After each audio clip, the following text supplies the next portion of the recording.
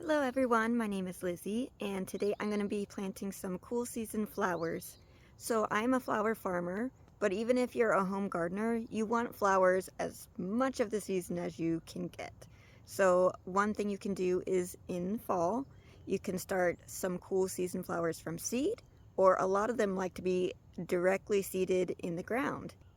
So today I have two cool season flowers that is best to be directly seeded, but I started as seeds in seed trays because that way I can guarantee I've got the plants in the quantity that I need, and I know that they have been well taken care of and they're going to grow. So when you do seeds in the ground, you'll have a lot lower germination rate. It's less predictable, the weather and the rain and you watering as often as you need to. So doing it in a seed tray gives you the ability to take care of it as well as you can.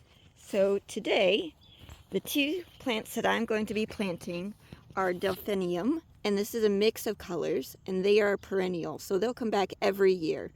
And they grow about 3 to 4 feet tall, so I'm going to do them more towards the center of this bed that I prepared. And the second one I'm going to be doing is this white finch orleia, which will get about 2 to 3 feet tall.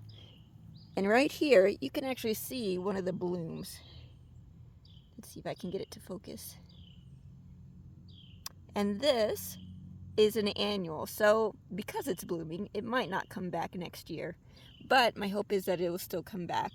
I've left these in here a little too long, clearly. You can see it's struggling. And because it's more in the carrot family, it's got that deep taproot and it's not going to want to be transplanted, but we're going to give it a shot anyway. This one over here, I'm not planting in this area, but this is called Ami. It's another great cool season flower that gets 3 to 4 feet tall. Another great cut flower if you want to make a cut flower garden.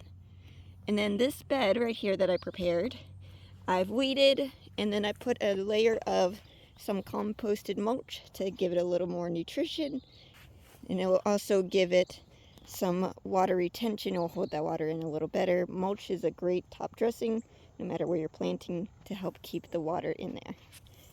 So let's get started. So for my Ami here, the spacing recommendation is 9 to 12 inches.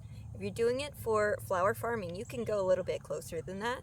But for your home gardener, you want to keep to that spacing to allow the airflow and reduce the amount of diseases and pests that you're going to harbor in that really tight, compact area. You want good airflow through all your plants, especially if you live in a hot, humid climate like I do.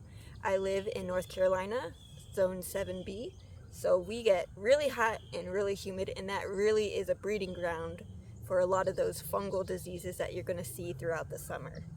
And for my delphinium, the spacing recommendation is 12 to 18 inches.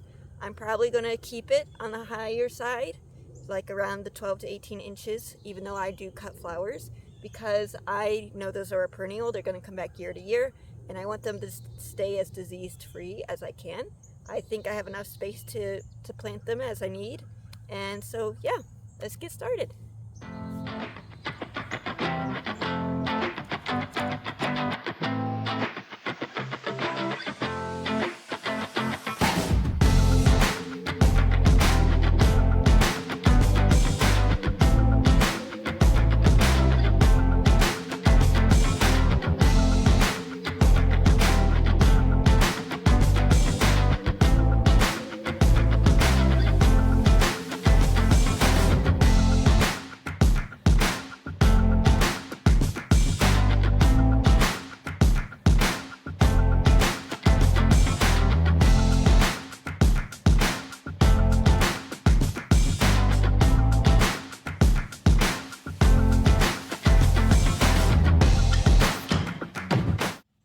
Alright, so here we are. I've got the Ami in the ground, and then a wave of it in the back of the delphinium.